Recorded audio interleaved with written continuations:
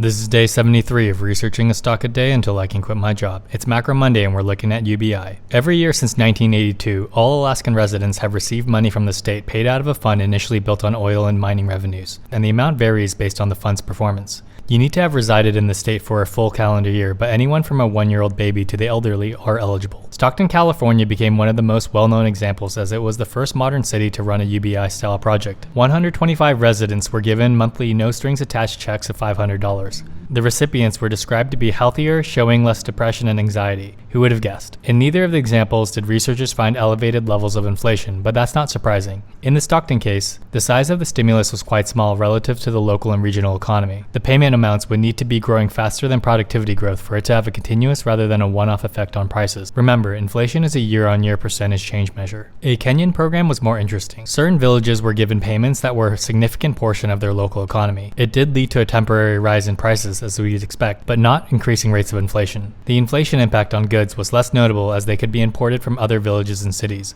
but there was a larger impact on services and labor.